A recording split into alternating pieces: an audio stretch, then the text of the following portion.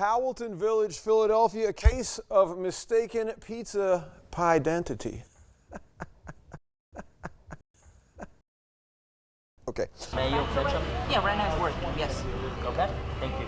All right, thank you very much. Powelton Pizza on Lancaster Avenue was busy this morning. No, only 2 bags.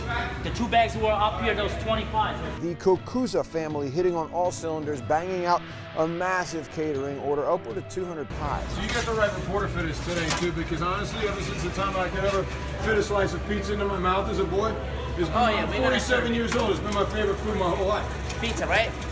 Last week was a rough one, however. A worker at a nearby pizzeria, completely unrelated to Powelton Pizza, was sentenced to 9 years in federal prison on child porn charges. The resultant headline, you can even see it in your mind, quote, Powelton Pizza Shop worker gets 9 years for child porn, unquote.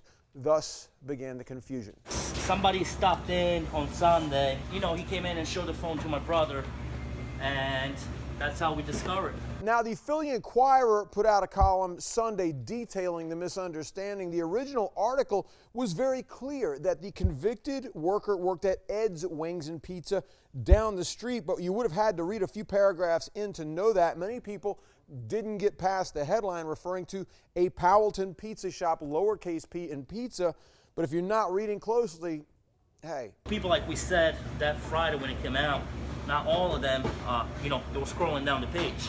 Right. So we had to give a lot of explanations out to people, customers, big accounts that we had, and now, Bill, the Cocuzzos have owned the shop for a year and a half, but that shop has been called Powelton Pizza for 25 years, so people do know it. But that's the question I put to you. In a world that seems to go faster and faster by the year, journalists, of course, need to be aware of consequences.